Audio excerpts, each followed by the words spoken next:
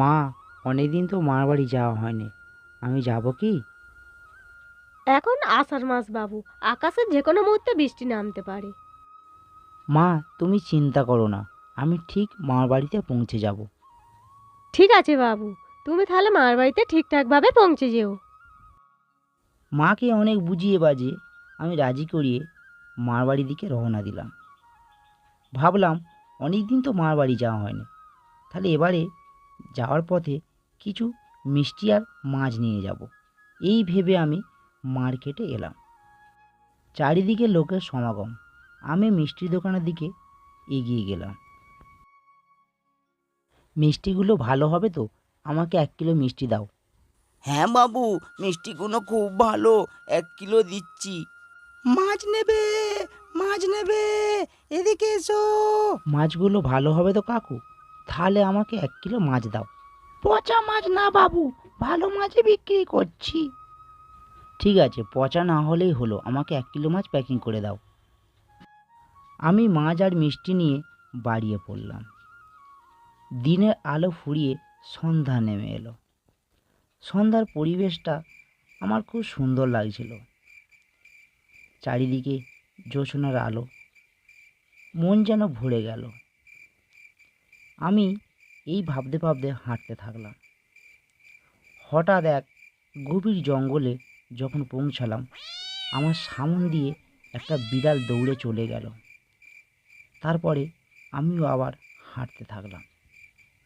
মনে মনে একা যাচ্ছি, ভয়ও লাগছে, আবার পৌঁছাতে হবে এই সাহস নিয়ে আমি এগোতে থাকলাম। এই যা, আকাশটা মেঘলা করে এসছে, যে কোনো মুহূর্তে বৃষ্টি নামতে পারে।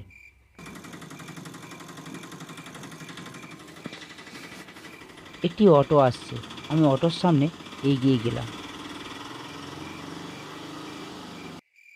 ও অটোওয়ালা দাদা, আমাকে নিচের গ্রামে পৌঁছে দেবে? আমি ভাড়া দিয়ে দেব।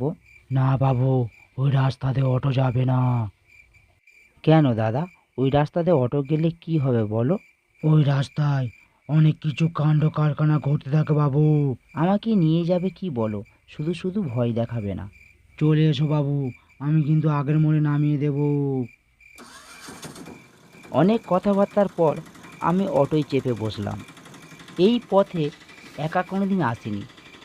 বছরে 2-1 বার মার সাথে মার বাড়িতে আসতাম, কারণ আমাদের বাড়ি থেকে মার বাড়ি 30 থেকে 35 কিলোমিটার দূরে অবস্থিত। তাই মার সাথে মাঝে মাঝে আসতাম।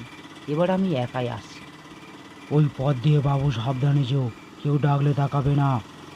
কেন কাকু, কেউ ডাকলে কি হবে? কারণ তুমি মাছ নিয়ে যাচ্ছ, এই জন্য কথাটা তোমাকে বললাম। ঠিক আছে কাকু, কথাটা মাথায় থাকবে। কেন জানি না, ভদ্রলোকটির কথা শুনে মনের মধ্যে একটা ভয় সৃষ্টি হলো। এর বেশি আর যেতে পারবো না বাবু, এবার তোমাকে হেঁটে হেঁটেই যেতে হবে। আর 3 কিলোমিটার কাকু গেলে ভালো হতো। এর বেশি আর যেতে পারবো না বাবু, এবার পায়ে হেঁটে যেতে হবে। আমি অটো থেকে নামার পর বৃষ্টি শুরু হলো। বিদ্যুৎ চমকাচ্ছে, খুব ভয় লাগছে। হাতে মাছ আর মিষ্টি রয়েছে। দূরে কোথাও শিয়ালের আওয়াজ কানে ভেসে আসছে। আমার গা কাঁটা দিয়ে উঠছে।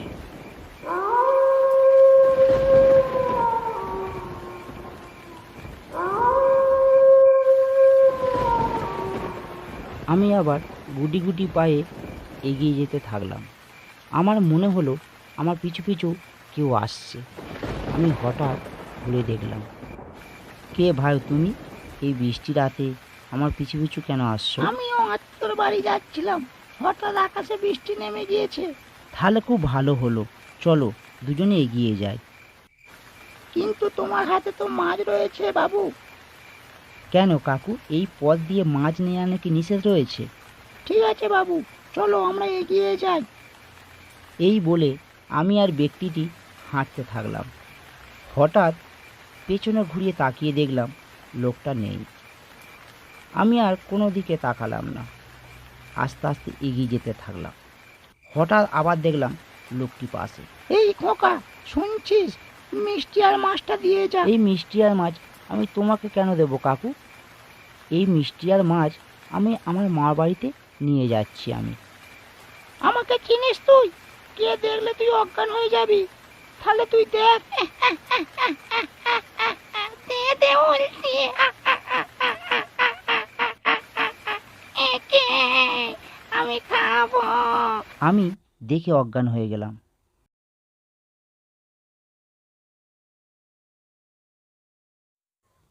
হায়, আমার নাতিটার কি হলো ভগবান! অবশেষে আমার জ্ঞান ফিরল। দাদু ভাই, তোর কি হয়েছিল? তুই অজ্ঞান হয়ে গেছিলিস কেন? সেই রাতে দিদিমা আমার সাথে কি হয়েছিল তাহলে শোনো। আমি দিদিমাকে পুরো ঘটনাটা খুলে বললাম যে আমার সাথে এই পথে কি হয়েছিল। দাদু ভাই, তুই বেঁচে ঘরে ফিরেছিস, এটাই ভালো। হ্যাঁ দিদা, আমি আর একা কোনোদিন মার বাড়িতে আসবো না।